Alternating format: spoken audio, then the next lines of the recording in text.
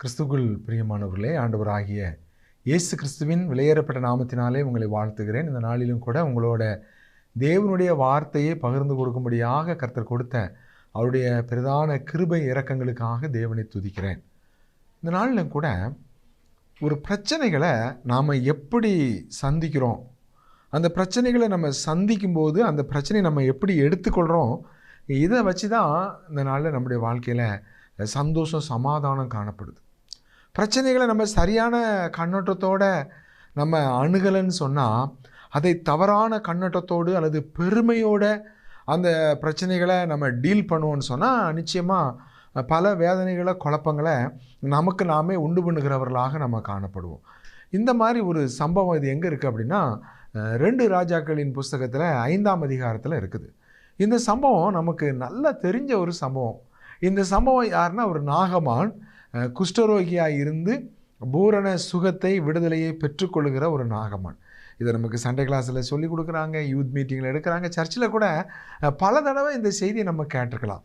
ஆனால் இந்த நாளில் இந்த செய்தியில் உள்ள ஒரு வித்தியாசமான ஒரு காரியம் என்ன அப்படின்னா, எப்படி ஒவ்வொருத்தரும் தங்களுக்கு நேராக வருகிற பிரச்சனைகளை அவங்க ஃபேஸ் பண்ணுறாங்க, அதை எப்படி எடுத்துக்கிறாங்க அப்படிங்கிறதா. முதலாவது இங்கே பார்த்தீங்கன்னா, இந்த நாகமான் யாருன்னா, ஒரு சீரியா தேசத்தினுடைய படை தலைவன், ஒரு மேஜர் ஜெனரல், ஒரு ஆர்மி ஆஃபீஸர், இருக்கிறதுலே ஹையர் போஸ்ட்டு அவர் தான். ஸோ ஆனால் அந்த மனுஷனுடைய நிலைமை என்னென்னு பார்த்தீங்கன்னா, அவன் பேர் நாகமான், பதவி பார்த்தீங்கன்னா பெரிய மிலிட்ரி ஆஃபீஸரில் ஹையர் ரேங்க்கு. ஆனால் வாழ்க்கையில் குஷ்டம்னு சொல்லும்போது எவ்வளவு துர்நாற்றம். ஸோ இந்த நிலைமையில் அவன் வேதனை, துக்கம், கண்ணீர். ராஜாவுக்கு முன்னால் போய் நிற்க முடியல, படைகளுக்கு முன்னால் நிற்க முடியல, வெளியே போக முடியல. பணம் இருக்குது, பெரிய வீடு இருக்குது, நல்ல பதவி இருக்குது. ஆனால் வாழ்க்கையில் என்ன இல்லை, போய் விடுதலையாக சுதந்திரமாக போயிட்டு வரக்கூடிய நல்ல ஆரோக்கியம் இல்லை. ஸோ இந்த இராணுவ தளபதிக்கு ஒரு செய்தி சொல்லப்படுது. என்ன அப்படின்னா, பக்கத்தில் ஒரு இஸ்ரவேல்னு ஒரு தேசம் இருக்குது, அந்த நாட்டுக்கு போனால் நிச்சயமாக அங்கே ஒரு அற்புதம் நடக்கும், இந்த குஷ்டரோகம் நீங்கிரும் அப்படின்னு சொன்ன உடனே அந்த இஸ்ரவேல் தேசம் இந்த சீரியா தேசத்துக்கு அடிமையாக இருக்குது.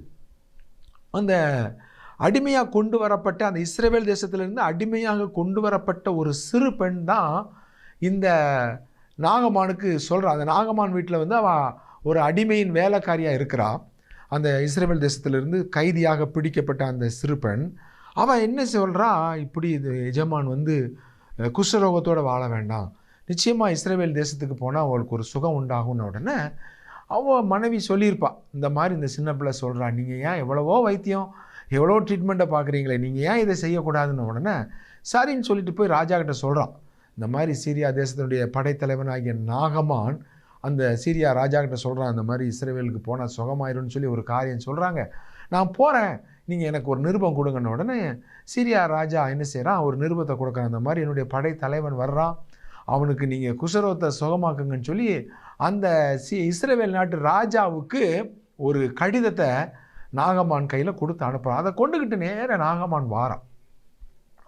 வந்து அந்த நிருபத்தை இந்த குஷ்டரோகியாக இருக்கிற நாகமான் இஸ்ரவேலின் தேசத்தில் ராஜாவாக இருக்கிற அந்த ராஜாவின் இடத்துல கொண்டு கொடுக்குறான்.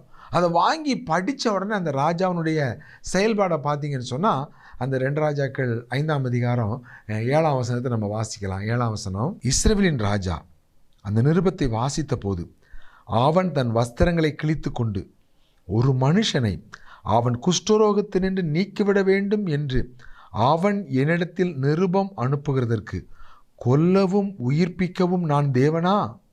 இவன் என்னை விரோதிக்க சமயம் தேடுகிறான் என்பதை சிந்தித்து பாருங்கள் என்றான். ஒரு காரியத்தை நம்ம எப்படி எடுத்துக்கிறோம் அப்படிங்கிறது ரொம்ப ரொம்ப முக்கியங்க. இந்த இஸ்ரவேல் அவர் ஒரு ராஜா, தேசத்தில் ஒரு பெரிய ராஜா. ஆனால் ராஜா பாருங்கள், இந்த நிருபம் வருது அப்படின்ன உடனே அந்த தேசத்தில் அந்த தேசமே ஏற்கனவே சீரியாவுக்கு அடிமைப்பட்டு போய் இருக்குது. இப்போ பழையபடி இப்படி ஒரு சிக்கல், நான் எப்படி குஷ்டரோகத்தை நீக்க முடியும்?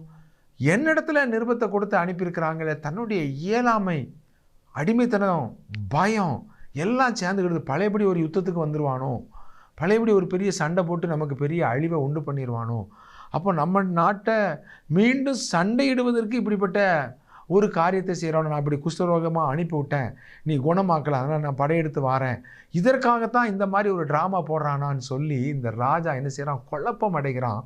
அவன் தன்னுடைய வஸ்திரங்களை கிழித்து கொண்டு சொல்கிறான், நான் யாருங்க, நான் என்னால் என்ன, நான் தேவனா, நான் கொல்ல முடியுமா, உயிர்ப்பிக்க முடியுமா அப்படின்னு சொல்லிட்டு இவன் கதறுகிறத பார்க்குறோம். ஒரு இயலாமை இந்த பிரச்சனையை எப்படி எடுத்துக்கொள்ளுது அப்படின்னா, இன்னும் அதிக சிக்கலுக்குள்ளே குழப்பத்துக்குள்ளே கொண்டு போகிறத பார்க்குறோம். ஒரு பிரச்சனை வருது அப்படின்னா அந்த பிரச்சனையை நம்ம எப்படி டீல் பண்ணுறோங்கிறத வச்சு தான் நம்முடைய வாழ்க்கையில் சந்தோஷம், சமாதானத்தை நம்ம காத்துக்கொள்ள முடியும். பாருங்க, அந்த நாட்டில் ஒரு தீர்க்கதரிசி இருக்கிறார். அவர் பேர் எலிசா. அவர் நினச்சா எல்லாமே நடக்கும். அவங்க பார்த்தீங்கன்னா தன்னுடைய யோர்தான் நதியவே ரெண்டாக பிளந்து நடந்து போகிறாரு எலிசா, வெறும் வெட்டாந்தரையில். அங்கே இன்னும் நிறைய அற்புதங்களை செய்கிறார். குழந்தை இல்லாத ஒரு ஸ்திரீக்கு குழந்தை பாக்கியம் கொடுக்குறார். அந்த குழந்தை கொஞ்ச காலம் கழித்து இறந்து போகுது. இறந்து போன அந்த குழந்தையை உயிரோடு எழுப்பி கொடுக்குறார். இப்படி பல அற்புதங்களை அந்த தேசத்தில் அவர் செய்து கொண்டிருக்கிறார். ஆனால் இந்த ராஜாவுக்கு அந்த தீர்க்கதரிசியை பற்றியே தெரியலை. ஏன்? தேவனை பற்றியும் தெரியாது. அவர் தேவனற்றவராக, தேவனை தேடாதவராக, தேவன் அல்லாதவைகளை தேவன் என்று நம்பி அவைகள் பின்னால் போய்கிட்டு இருக்கிறதுனால உண்மையான தேவனையும் அவருடைய வல்லமையை வெளிப்படுத்துகிற தேவனுடைய மனுஷனையும் அறியாததினாலே இந்த ராஜாவுக்கு குழப்பம். அந்த தேவனுடைய அந்த மெய்யான ஊழியக்காரனாகி அந்த எலிசாவை அவர் அறிந்திருந்தாரண்டா ஒன்றும் பிரச்சனை இல்லைங்க, நீங்கள் சரியான இடத்துக்கு தான் வந்திருக்கிறீங்க. தன்னுடைய போர் அல்லது தன்னுடைய தளபதி யாரையாவது கூப்பிட்டு, இந்த தளபதியை நீங்கள் நேராக எலிசா வீட்டுக்கு கூப்பிட்டு போங்கன்னு சொல்லி டைவர்ட் பண்ணியிருக்கலாம், நிம்மதியாக இருந்திருக்கலாம். வஸ்திரம் கிழிக்க வேண்டிய அவசியம் இல்லை, புலம்ப வேண்டியதில்லை, கலங்க வேண்டியதில்லை, கூப்பாடு போட வேண்டியதில்லை. இந்த செய்தியை யார் கேட்குறா? எலிசா தீர்க்கதரிசி கேட்குறார். ராஜா தன்னுடைய வஸ்திரத்தை கிழித்து கொண்டு கண்ணீரோட புலம்பிக்கிட்டு இருக்கிறான். தன்னுடைய இயலாமை, ஐயோ இந்த தமஸ்குவை நான் எப்படி எதிர்த்து சண்டை போட முடியும், என்னை அழிச்சிருவாங்கன்னு சொல்லி மரண பயத்தில் அலறிக்கிட்டு இருக்கிறான். இந்த செய்தியை கேட்ட உடனே எலிசா என்ன சொல்கிறாரு? இங்கே வர சொல்லுங்கள், இஸ்ரவேலிலே மெய்யான தேவன் இருக்கிறார், அந்த மெய்யான தேவனுடைய வல்லமையை வெளிப்படுத்துகிற ஒரு ஊழியக்காரன் இருக்கிறான்னு சொல்லி அவர் அறிந்து கொள்ளும்படி அனுப்புங்கன்னு சொல்லி சொல்கிறாருங்க. அடுத்த 8ஆம் வசனம், 2 ராஜாக்கள் 5:8 நம்ம வாசிக்கலாம். இஸ்ரவேலின் ராஜா தன் வஸ்திரங்களை கிழித்து கொண்ட செய்தியை தேவனுடைய மனுஷனாகிய எலிசா கேட்டபோது அவன், நீர் உம்முடைய வஸ்திரங்களை கிழித்து கொள்வானேன்? அவன் என்னிடத்தில் வந்து இஸ்ரவேலிலே தீர்க்கதரிசி உண்டென்பதை அறிந்து கொள்ளட்டும் என்று ராஜாவுக்கு சொல்லி அனுப்பினான். ராஜாவுக்கு இந்த தீர்க்கதரிசியினுடைய தேவ ஊழியனுடைய வல்லமை தெரியல.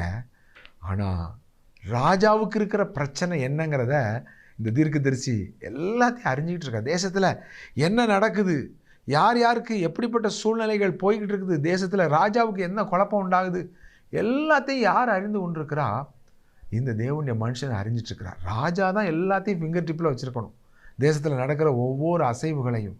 ஆனால் ராஜாவுக்கு ஒரு உண்மையான தேவனுடைய ஊழியக்காரனை பற்றி ஒன்றுமே தெரியல. அவர் மூலமாக தேவன் செய்கிற மகிமையான காரியங்கள் ஒன்றுமே தெரியல. அது நிமித்தம் அவனுக்கு அதிகமான குழப்பம். இன்றைக்கு உங்களுடைய வாழ்க்கையில் இந்த மெய்யான தேவனை நீங்கள் சரியான விதத்தில் நீங்கள் அறிந்திருப்பீர்கள் என்றால் நீங்கள் வேதனையோட குழப்பத்தோடு இருக்க வேண்டாம். உங்களை இயலாமையை நினச்சி நீங்கள் வேதனைப்பட்டுக்க வேண்டாம். ஐயோ என்னால் எப்படி முடியும், நான் என்ன செய்ய முடியும், நான் தேவனா, கொல்லவும் உயிர்ப்பிக்கவும் நான் தேவனா என்று சொல்லி உங்களுடைய இயலாமையை நினச்சி நீங்கள் மனம் பதற வேண்டிய அவசியம் இல்லை. உங்களால் முடியாது, ஆனால் உங்களுக்காக செயல்படுகிற ஒரு தேவன் இருக்கிறாருங்கிறத இந்த நாளில் அறிந்து கொள்ளுங்க. அவர் தான் மெய்யான தேவன், அவர் தான் வானத்தையும் பூமியை உண்டாக்கின தேவன். ஆகவே இதை கேட்டுக்கொண்டிருக்கிற அருமையானவர்களே, நம்முடைய வாழ்க்கையில் பிரச்சனைக்கு மெயினான காரியம், முக்கியமான காரியம் என்ன அப்படின்னா, நம்முடைய பிரச்சனைகளை தீர்க்கக்கூடிய ஒரு தேவன் இருக்கிறார். அவருடைய வல்லமையை வெளிப்படுத்தி நம்மளை வழிநடத்துவதற்கு அவருடைய பிள்ளைகளை தேவன் இந்த பூமியில் வச்சிருக்கிறார். அதன் மூலமாக தேவன் நமக்கு எந்த பிரச்சனையாக இருந்தாலும் அவரிடத்தில் செல்லும் பொழுது நமக்கு விடுதலை உண்டு. அவர் மூலமாக, அவருடைய பிள்ளைகள் மூலமாக நமக்கு விடுதலையை கொடுப்பாருங்கிறத நம்ம அறியாததுனால தான் அநேக வேளைகள் நம்முடைய குடும்பங்களில் அதிக குழப்பங்களையும், நம்முடைய வாழ்க்கையில் அதிக கவலை, பாரம், ஐயோ நான் என்ன செய்வேன், எனக்கு யார் இருக்கிறா, ஐயோ எனக்கு பணம் இல்லையே, எல்லாரும் என்ன கைவிட்டுட்டாங்களே, ஐயோ அது இல்லையே இது இல்லையே, என்ன செய்வது என்று சொல்லி நம்முடைய இயலாமையினால் அநேகர் என்ன செய்கிறாங்க, மனம் உடைஞ்சு போயிடுறாங்க. அநேகர் தங்களுடைய வாழ்க்கையில் துக்கத்தோட கவலையோடு இருக்கிறாங்க. அநேகர் தற்கொலை பண்ணிடுவோமா, இந்த உலகத்தில் நம்ம வாழவே கூடாதுன்னு சொல்லி தற்கொலை முடிவுக்கெல்லாம் போகிற பரிதாபமான நிலைமையை பார்க்குறோம். எனக்கு கேட்டுக்கொண்டிருக்கிற அருமையானவர்களே, உங்கள் முடிவு அது அல்ல. உங்களுடைய எந்த பிரச்சனையாக இருக்கட்டும், எவ்வளவு பெரிய பிரச்சனையாக இருக்கட்டும், உங்களால் முடியாது தான், ஆனால் உங்களுக்காக யாவையும் செய்து முடிக்கிற ஒரு தேவன் இருக்கிறார். அவர் தான் ஆண்டவராக இயேசு கிறிஸ்து. கர்த்தர் எனக்காக யாவையும் செய்து முடிப்பார் என்று தாவீது சொல்கிறத போல உங்களுடைய பிரச்சனைகளுக்காக உங்களுக்காக செயல்படுகிற ஒரு தேவன் இருக்கிறார். இங்கே எலிசாவை தேவன் அந்த தேசத்தில் வைத்திருக்கிறார் என்கிறத அந்த தேவனையும் அந்த தேவனுடைய மனுஷனாகி அந்த எலிசாவையும் அவர் அறியாததுனால தான் இந்த ராஜாவுக்கு இவ்வளவு வேதனை, இவ்வளவு குழப்பம், வஸ்திரங்களை கிழிக்கிற பரிதாபமான நிலைமை. இன்றைக்கு இந்த தேவனை நோக்கி திரும்புங்க. இந்த தேவனை உறுதியாக பற்றி கொள்ளுங்க. எந்த பிரச்சனைகளிலிருந்து உங்களுக்கு விடுதலை உண்டு. உங்களால் தீர்க்க முடியாத எந்த போராட்டங்கள்லேருந்தும் உங்களுக்கு விடுதலையை கொடுப்பதற்கு உங்களுடைய பாவங்கள், இந்த விட முடியாத பாவங்களாக இருக்கட்டும், சாபங்களாக இருக்கட்டும், எவ்வளோ பெரிய சத்துருடைய போராட்டங்களாக இருக்கட்டும், அல்லது எவ்வளோ பெரிய விரோதிகள் இத்தனை பேர் எழும்பி இருந்தாலும் உங்களுக்காக செயல்படுவதற்கும் யுத்தம் பண்ணுவதற்கும் உங்களுக்கு ஜெயத்தை கொடுப்பதற்கும் அவர் வல்லமையுள்ள தேவனாக அவர் இருக்கிறார். ரெண்டாவது, இந்த நாகமான் என்ன செய்கிறான், இந்த வார்த்தையை கேட்டவொன்னே ஓ ராஜா கிட்ட வந்துட்டோமா, சரி நம்ம எலிசாவை தேடி போவோன்னு சொல்லிட்டு நேர அந்த குதிரை படைப்பள்ளங்களோடு கூட, ஏன்னா ஒரு மேஜர் ஜெனரல் ஒரு இராணுவ தளபதி வாராருன்னா சும்மா இருக்காது, பெரிய படைகளோட பரிவாரங்களோட வந்து நேரம் எங்கே நிற்குது, எலிசா விட்டு வாசலில் நிற்குது. எலிசா வெளியவே வரல, வீட்டுக்குள்ளே இருந்துக்கிட்டு சொல்கிறாரு, நேரம் யோர்தான் நதிக்கு போக சொல்லு, 7 தடவை அங்கே மூழ்கி எழும்ப சொல்லு, யோர்தான் நதிக்கு போய் 7 தடவை அங்கே மூழ்கி எழும்ப சொல்லு, சோமாயிருன்னு சொல்லிட்டார். இந்த வார்த்தை உள்ளேருந்து ஒரு வேலைக்காரன் வந்து சொல்லியிருப்பான், ஒரு அசிஸ்டண்ட் சொல்லியிருப்பான். இதை கேட்ட உடனே நாகமானுக்கு கடுங்கோபம் உண்டது என்று நாம் வாசிக்கிறோம். ஏன் கடுங்கோபம் உண்டுச்சு? நான் ஒரு பெரிய இராணுவ தளபதி, ஒரு சீரியா தேசத்துக்கே இராணுவ தளபதி, இந்த தேசமே எங்களுடைய நாட்டுக்கு தான் அடிமையாக இருக்குது. இப்படிப்பட்ட ஒரு சூழ்நிலையில் இவன் வெளியே வந்திருக்கலாம், தன்னுடைய தேவனுடைய நாமத்தை சொல்லி அந்த குஷ்டரோகம் இருக்கிற இடத்த தடவி சுகம் கொடுப்பான்னு சொல்லி பார்த்தா நாயை துரத்துற மாதிரி துரத்துறான். உள்ளே உடலை வெளியவே நிப்பாட்டிட்டு போய் யோர்தானில் போய் முங்குன்னு சொல்லி சொல்கிறானே. ஏன் என்னுடைய தேசமாகிய தமஸ்குல அங்கே 2 அருமையான நதிகள் இருக்குதே, அந்த நதியை விடவா இந்த யோர்தான் பெரிய ஒரு பெஸ்ட்டான ஒரு நதியாக இருந்துற போகுதுன்னு சொல்லி கோபம், கடும் கோபம். அப்போ இந்த இடத்துல நாகமானுடைய பிரச்சனை என்ன? அவன் தன்னை யாராக பார்க்குறான் அப்படின்னா பெரிய இராணுவ தளபதியாக பார்க்குறான். இப்போ தமஸ்குனுடைய இராணுவ தளபதியாக நாகமான் நின்றுட்டுருக்கிறான். எலிசா யாருடைய தளபதியாக நிற்கிறார்னா பரலோகத்தின் தேவனுடைய தளபதியாக இருக்கிறார். இப்போ எலிசா பெரிய ஆளா, நாகமான் பெரிய ஆளா அப்படின்னா நமக்கு தெரியும், தேவனுடைய பரலோகத்தின் ஊழியத்தை செய்கிற இந்த எலிசா தான் நாகமானோட பெரிய தளபதி, பெரிய ஆளுன்னு சொல்லுவோம். ஆனால் நாகமானுக்கு தெரியல. எலிசாவை என்ன நினச்சிட்டான், ரொம்ப ஒரு அற்பமாக நினச்சிட்டான், தன்னை ஒரு மேன்மையாக நினைக்கிறான், பெருமை வந்துட்டு. எலிசா நாகமானை எப்படி பார்க்குறாருன்னா குஷ்டரோகியாக பார்க்குறாரு. நாகமான் தன்னை யாராக பார்க்குறான் அப்படின்னா அவன் தன்னை என்ன செய்கிறான், பெரிய இராணுவ ஜெனரலாக பார்க்குறான். இப்போ அவன் ஒன்றும் யுத்தத்துக்கு போகலையே, யுத்தத்துக்கு அணிவகுத்து போனால் தான் அவன் இராணுவ ஜெனரல். இப்போ அவன் எதுக்கு வந்திருக்கிறான்? தன்னுடைய வாழ்க்கையில் குஷ்டரோகத்திலேருந்து விடுதலை பெறதுக்கு தான் வந்திருக்கிறான். குஷ்டரோகியாக தான் இஸ்ரவேல் தேசத்துக்கு வந்திருக்கிறானே ஒழிய அவன் யுத்தம் பண்ணக்கூடிய இராணுவ தளபதியாக வரல. ஆகவே தன்னை உணராத ஒரு நாகமானை எங்கே பார்க்குறோம்? பெருமையோடு நின்று கொண்டிருக்கிற ஒரு நாகமான பார்க்குறோம். தன்னுடைய அவல நிலையை உணராத ஒரு பரிதாபமான ஒரு நாகமான பார்க்குறோம். குஷ்டரோகத்தோடு இருக்கிறோன்னு அவனுக்கு தெரியும். அது நாத்தம் பிடிச்ச குஷ்டம், எல்லாரும் நம்மளை கண்டு முகஞ்சொலிச்சு விலகி ஓடுறாங்கங்கிறது தெரியும். ஆனாலும் கூட தான் ஒரு குஷ்டரோகியாக வந்திருக்கிறோன்னு சொல்லி தாழ்மையாக வந்து நிற்கிறதுக்கு பதிலாக நாகமானுக்குள்ளே இருந்த பெருமை அவனுக்கு கடுங்கோபத்தை உண்டு பண்ணுகிறதை நாம் பார்க்குறோம். நம்முடைய வாழ்க்கையில் அநேக வேளைகளில் நம்முடைய நன்மைகளை நம்ம பெற்றுக்கொள்ளாமல் போகிறதுக்கு காரணம் நமக்குள்ளே வருகிற கோபம், அந்த பெருமையினால் வருகிற கடுங்கோபம். அந்த கடுங்கோபம் நமக்கு பொறுமை இல்லாமல் நம்முடைய பெருமை பொறுமையற்ற ஒரு நிலைமையை உண்டு பண்ணிட்டு கோவிச்சுட்டு என்ன செஞ்சிடறான், அவன் திரும்பவும் நான் தமஸ்குக்கே போகிறேன்னு சொல்லிட்டு அவன் குஷ்டரோகத்தோட திரும்ப கிளம்பி போகிற ஒரு பயங்கரமான நிலைமையை நாம் இங்கே பார்க்குறோம். இப்போ நாகமானுடைய இந்த பிரச்சனை, அவன் தன்னுடைய வாழ்க்கையில் அந்த பிரச்சனை அவன் எவ்வளவு தவறான கண்ணோட்டத்தோடு எடுக்கிறான் பாருங்கள். கோபம் யார் மேலே வருது? தேவனுடைய மனுஷனாகிய எலிசா மேலே வருது. எலிசா தான் விடுதலை கொடுக்கணும். அவன் பெருமையாக இருக்கிறனால எலிசாவை அவன் திட்டுறான். அவன் இன்னும் கோபத்தோடு கூட அவன் என்ன செய்கிறான், தன்னை பெருமையாக பேசுகிறான், தன்னுடைய தேசத்தை பெருமையாக பேசுகிறான், யோர்தான் நதியை அற்பமாக பேசுகிறான். அங்கே தன்னுடைய தேசத்தில் இருக்கிற அந்த ஆர்பாரு, அந்த ஓப்பனி, பர்பார்னி, அது எல்லாமே ரொம்ப நல்ல நதி தாங்க. ஆனால் அதை விட தேவனுடைய வார்த்தைக்கு கீழ்ப்படிய முடியாத ஒரு கடினம் அங்கே காணப்படுகிறத நம்ம பார்க்குறோம். பாருங்கள், தாழ்மையாக இந்த நாகமான் இருந்திருந்தான்னு சொன்னால் அங்கே கீழ்ப்படிதலும் விசுவாசமும் வந்திருக்கும். நம்ம ஒரு குஷ்டரோகி அப்படி நொறுங்குண்ட இருதயத்தோடு அவன் வந்து நின்றுருந்தான்னா அவன் என்ன செஞ்சிருப்பான்? எலிசா என்ன சொல்கிறாரோ அதை அப்படியே கேட்கணுங்கிற ஒரு பயபக்தி இருந்திருக்கும். இப்போ பயபக்தி இல்லை, எலிசா சொல்கிறத குறித்து கீழ்ப்படிதல் இல்லை. ஏன் கீழ்ப்படிதல் இல்லை? விசுவாசம் இல்லை. அங்கே போய் அவன் சொன்னதை செஞ்சால் நமக்கு குஷ்டரோகம் நீங்கும் அப்படிங்கிற அந்த விசுவாசம் அந்த நாகமானுக்குள்ளே இல்லாததுனால கீழ்ப்படிதல் இல்லை, முரட்டாட்டம் உண்டாகுது. அப்போ விசுவாசம் எங்கே இருக்குதோ அங்கே தான் கீழ்ப்படிதல் இருக்கும். நம்பிக்கை, தேவன் மேலே நம்பிக்கை இருந்தால் தான் அந்த கீழ்ப்படிதல் வரும். இப்போ அவனுடைய வாழ்க்கையில் எவ்வளோ பெரிய நஷ்டத்தை அவன் உண்டு பண்ணுறான் பாருங்கள். கோபத்தோடு அவன் திரும்ப போகிறான். இனி நான் ஒரு நிமிஷம் கூட இந்த தேசத்தில் நான் நிற்க மாட்டேன். அவன் என்ன சொல்கிறான் பாருங்கள். அந்த 2 ராஜாக்கள் 5ஆம் அதிகாரத்தில் 9ஆம் வசனத்தில் நம்ம வாசிக்கிறோம். அப்படியே நாகமான் தன் குதிரைகளோடு தன் ரதத்தோடு வந்து எலிசாவின் வாசற்படியிலே நின்றான். படையோடு வரான். அந்த பெருமை, அந்த குதிரையும் அந்த படைகளும் எதை காட்டுது அப்படின்னா அது அவனுக்குள்ள ஒரு பெருமையை காட்டுது. அவன் சாதாரணமாக வந்திருக்கலாம், அவன் படைத்தலைவன் என்கிற ஸ்தானத்தோடு வந்து நின்றுக்கிட்டு இருக்கிறான். அவன் குஷ்டரோகியாக வந்திருந்தான்னா கீழ்ப்படிதலாக வந்திருப்பான். எலிசா அவனை உள்ள வீட்டுக்குள்ளேயே விடலை அங்கே. ஏன்னா இஸ்ரவேல் தேசத்தினுடைய கட்டுப்பாடு என்ன? நீங்கள் லேவியராமத்தில் பார்த்தீங்கன்னா குஷ்டரோகி தேசத்துக்குள்ளே வரக்கூடாது. அவன் பாளையத்துக்கு புறம்பே ஊருக்கு வெளியே தான் இருக்கணும், பள்ளத்தாக்குள்ளே தான் இருக்கணும். அவன் யாராவது ஜனங்கள் வந்தாங்கன்னா ஐயோ நான் குஷ்டரோகி தீட்டுன்னு அவன் கத்தணும். வஸ்திரம் கிழிஞ்சவனாக இருக்கணும். அவனுக்கு ஆகாரம் வேணும்னா ஊருக்கு வெளியே ஒரு குறிப்பிட்ட இடத்துல கொண்டு வைப்பாங்க. ஆட்கள் எல்லாம் போனதுக்கப்புறம் நடமாட்டம் இல்லாத நேரத்தில் வந்து அந்த ஆகாரத்தை எடுத்துகிட்டு போகணும். இதுதான் குஷ்டரோகின்ற நிலைமை. இன்றைக்கி தேசத்துக்குள்ளே விட்டுருக்குறாங்க, வீட்டு வாசல் வரைக்கும் விட்டுருக்குறாங்கன்னா அதுவே பெரிய ஒரு இறக்கம். ஆனால் அவனுக்கு அதெல்லாம் பெருசாகவே தெரியல.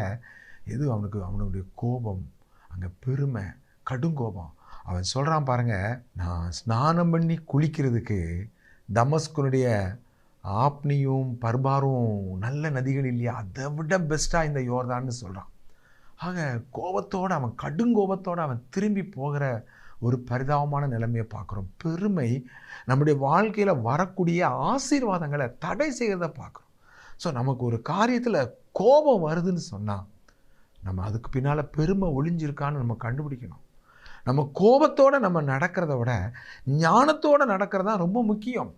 கோபத்தோடு தங்களுடைய வாழ்க்கையில் முடிவு எடுத்ததுனால அநேகர் தங்களுடைய வாழ்க்கையில் அநேக நஷ்டங்களை அடைஞ்சிருக்கிறாங்க. அதனால தான் சொல்லுவாங்க, அதிகமான கோபத்தில் ஒரு முடிவு எடுக்காத, அதிகமான சந்தோஷமாக நீ இருக்கும்போது நீ வாக்கு கொடுக்காத.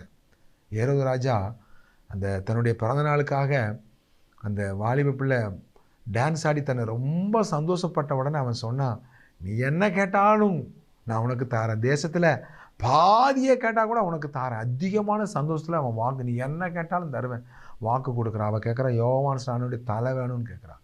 யோவான் ஸ்நானன் தீர்க்கதரிசியுடைய தலை எனக்கு வெட்டித்தான். அதிகமான சந்தோஷத்தில் நம்ம வாக்கு கொடுத்துடக்கூடாது. அதிகமான கோபத்தில் இருக்கும்போது நம்ம உடனே முடிவு எடுக்கக்கூடாது. அந்த கோபம் அமரும் வரைக்கும், அந்த நிதானம் உண்டாகிற வரைக்கும் நிறுத்தி நம்ம யோசனை பண்ணி நம்ம என்ன செய்யணும், நிதானமாக முடிவெடுக்கணும். கோபத்தில் ஒரு கல்யாண வீட்டுக்கு போவாங்க, பிடிக்கலையா சண்டை போட்டுட்டு கோபத்தில் பஞ்சாதி பிள்ளைகளெல்லாம் சத்தம் போட்டு இனி ஒரு நிமிஷம் இந்த வீட்டில் இருக்க மாட்டேன், திரும்பி வந்துடுவாங்க. பிரச்சனை பாருங்கள், கோபத்தில் அது திரும்பி வர்றது காரில். அந்த இடத்துல ஞானமாக நடந்து அந்த இடத்துல நம்முடைய நற்சாட்சியை, சந்தோஷத்தை, சமாதானத்தை, அந்த இடத்துலையும் ஒரு குழப்பம் வராமல், இருதயத்துக்குள்ளேயும் ஒரு சமாதான குறை வராமல், பின்னாட்களில் ஒரு பெரிய கரையாக ஐயோ அன்னைக்கு நம்ம அப்படி நடந்துட்டோமே, கொஞ்சம் பொறுமையாக போயிருக்கலாம், கொஞ்சம் அந்த இடத்துல நிதானமாக இருந்திருக்கலாம், இப்படி அவசரப்பட்டுட்டேனே, அப்படி பின்னால் வருந்தி ஒரு பிரயோஜனமும் இல்லைங்க. அந்த நேரத்தில் கோபம் வருது, அமைதியாக உட்காந்து கொஞ்சம் நிதானம் வர்ற வரைக்கும் நம்ம அமர்ந்திருந்து பொறுமையாக நிதானித்து யோசித்து ஞானமாக நடக்கணுங்க. இவன் என்ன செஞ்சுட்டான், அவன் கோபமாக கிளம்பிட்டான். கொஞ்சம் யோசித்து பாருங்கள், குஷ்டரோகமாக தான் போகணும். குஷ்டரோகமாக போயிட்டான். இப்போ போயாச்சு, போன உடனே அவன் முதல்ல என்ன செய்வான், தேசத்து மேலே படையெடுப்பான். அதுக்கு முன்னால் ஒன்று செய்வான். இந்த மாதிரி இஸ்ரவேல் தேசத்தில் ஒரு தீர்க்கதரிசி இருக்கிறாரு, அவர் அற்புதமாக குஷ்டரோகத்தை சுகமாக்குவார்னு ஒரு சுவிசேஷம் சொன்னால் பாருங்கள், அந்த சிறு பிள்ளை, அந்த சிறு பெண்ணை முதல்ல என்ன செஞ்சுருப்பான்? சித்திரவதை பண்ணியிருப்பான், ஏன் கொல்ல கூட செஞ்சுருப்பான். அவ்வளோ கடுங்கோபத்தோடு அவன் போகிறான். ஒன்னால தான் எனக்கு இவ்வளோ அவமானம், இந்த வார்த்தையை இவன் சொன்னதுனால தான் இவ்வளோ முதல்ல சிரச்சேதம் பண்ணுவோன்னு சொல்லி இந்த தேசத்து மேலே எலிசா மேலே இருக்கிற கோபம் முழுசையும் அந்த சிறு பிள்ளை மேலே கொண்டு காட்டுவான். ஆனால் தேவன் விடுவார? விட மாட்டார். எனக்கு அருமையானவர்களே, தேவனுடைய ஊழியத்தை நீங்கள் செய்கிறீங்களா? தேவனுடைய வார்த்தையை நீங்கள் யாருக்காவது அறிவிக்கிறீங்களா? ஒருபோதும் ஒரு நஷ்டம் வர ஆண்டவர் விடவே மாட்டார். நீங்கள் வெட்கப்பட ஆண்டவர் விடவே மாட்டார். தைரியமாக ஆண்டவரை பற்றி சொல்லுங்கள். யார் இடத்துலையும் நீங்கள் ஆண்டவரை பற்றி அறிவிக்கிறதுக்கு பயப்படாதீங்க, நீங்கள் வெட்கப்படாதீங்க. அப்படி ஆயிருமோ இப்படி ஆயிருமோ பின் விளைவுகளை யோசிக்காதீங்க. அது தேவனுக்குரியது. உங்கள் பகுதியை நீங்கள் செய்ய வேண்டியதை செய்யுங்க. உங்களை காப்பாற்றுறது, அவர்களுக்கு முன்பாக உங்கள் தலையை உயர்த்துவது, அது தேவனுடைய பகுதி. ஆமாம், இப்போ நாகமான் கோபத்தோடு ஆண்டவர் போக விடுவாரா? விடலை. அங்கே என்ன செய்கிறான்? ஒரு புத்தியுள்ள ஒரு ஞானமான ஒரு போர் சேவகன் சொல்கிறான், ஐயா கொஞ்சம் நிதானத்துக்கு வாங்க, ரொம்ப கோவப்படாதீங்க. ரொம்ப கோவப்பட்டு நீங்கள் போனீங்கன்னா குஷ்டரோகத்தோடு தான் போகணும். அதுக்கு நம்ம வரல. இராணுவ தளபதி நமக்குரிய ராஜ மரியாதையை வாங்கிறதுக்காக நம்ம இப்போ வரல. குஷ்டரோகம், இந்த குஷ்டரோகத்திலேருந்து விடுதலை போகணும். நீங்கள் ஒருவேளை இதை விட ஒரு கஷ்டமான ஒரு காரியத்தை அந்த மனுஷன் செய்ய சொல்லி தான் நீங்கள் செய்வீங்களா? இல்லையா? செய்வேன். இப்போ என்ன சொல்லிட்டாரு? அந்த யோர்தானில் போய் 7 தடவை உன்னை முங்கி எழும்ப சொன்னார். அதைத்தானே, ஒரு எளிதான காரியம் தானே. இந்த இருக்குது யோர்தான் நதி, போனோமா அதில் குளிச்சோமா 7 தடவை முங்கி எழும்பணுமா, சுகமாயிட்டுனா விடுதலை கிடச்சிருமே, நிந்த நீங்கிருமே, வேதனை நீங்கிருமே, துர்நாற்றம் நீங்கிருமே, சுகம் உண்டாகி அவமானம் மாறிடுமே. நீங்கள் நல்ல ஒரு மதிப்பு மரியாதையுமான ஒரு போஸ்ட்டில் இருக்கிறீங்க, நீங்கள் நல்ல சுகமாயிட்டுனா எவ்வளவு ஒரு கனத்தோட இங்கே வெக்கத்தோடு நீங்கள் வாழ வேண்டாமே, மற்றவங்க ஏளனமாக பேசுகிற ஒரு நிலைமைக்கு நீங்கள் வாழ வேண்டாமே, உங்களுக்கு விடுதலை கிடைக்குமே. பாருங்கள், அந்த போர் வீரன் சரியான வார்த்தையை சொல்கிறான். நீதிமொழிகளில் சாலமோன் சொல்கிறாரு, ஏற்ற நேரத்திலே சொல்லப்பட்ட வார்த்தை வெள்ளித்தட்டில் வைக்கப்பட்ட பொற்பழங்களுக்கு சமானம். சரியான ஆலோசனையை சரியான நேரத்தில் சொன்ன ஒரு நல்ல நபராக அந்த போர் சேவகன். தைரியம் பாருங்கள், கடுங்கோபத்தோடு இருக்கிற, உக்கிர கோபத்தோடு இருக்கிற அந்த தளபதி, அந்த படைத்தலைவன்கிட்ட பேசக்கூடிய ஒரு தைரியமும் ஞானமும் அந்த நாகமானுடைய போர் வீரனுக்கு இருந்துச்சுன்னா, இப்படிப்பட்ட சரியான நபர்கள் நம்ம கூட இருக்கிறது பெரிய பாக்கியம். இந்த மாதிரி சரியான நபர்கள் நம்ம கூட இல்லாதனால தான் அநேகர் தங்களுடைய வாழ்க்கையில் தங்களுடைய கடும் கோபத்தினால அதிக குழப்பங்களை, நஷ்டங்களை தங்களுடைய வாழ்க்கையில் உண்டு பண்ணுறாங்க. உண்மையாக உங்களை நேசிக்கிறவங்க அந்த இடத்துல உங்களுடைய தப்பை தண்டிப்பாங்க, உங்களுடைய தப்பை கண்டிப்பாங்க, உங்களுடைய தவறை திருத்துறதுக்கு எதுவாக பேசுவாங்க. கோபத்தோடு போனீங்கன்னா குஷ்டரோகமாக தான் போகணும். இதில் குளிச்சு பாருங்கள், கடினமான ஒன்றும் சொல்லலையே. அந்த வார்த்தைகள் நாகமானுடைய இருதயத்தை தொட்டுச்சிங்க. அவன் நேராக போனான்.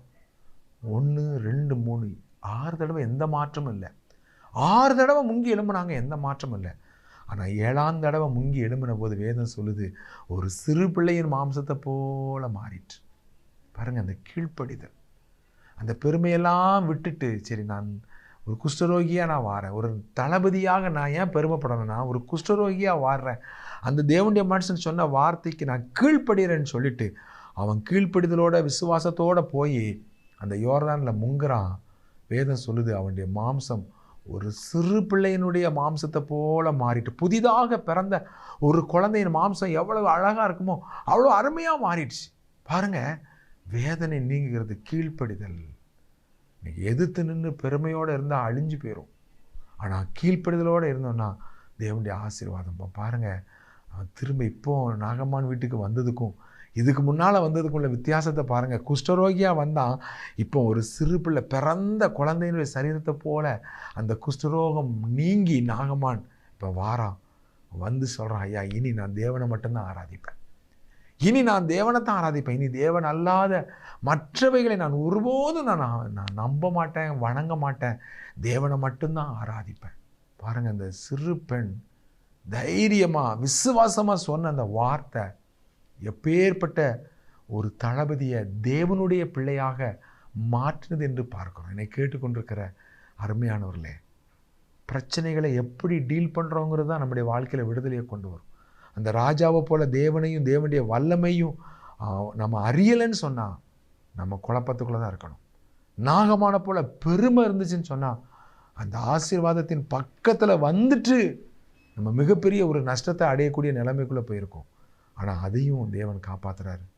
கீழ்ப்படிதலின் மூலமாக மட்டும்தான் நம்ம தேவனுடைய அற்புதத்தை நம்ம பெற்றுக்கொள்ள முடியும். நாம் கீழ்ப்படிதலின் மூலமாக விசுவாசத்தோட தேவனுக்கு நம்ம உங்களுடைய வாழ்க்கையை நீங்கள் ஒப்பு கொடுப்பதன் மூலமாக மட்டும்தான் தேவனுடைய வல்லமையை வெளிப்படுத்த முடியும். தேவன் இன்றைக்கு மாறாத தேவனாக இருக்கிறார்.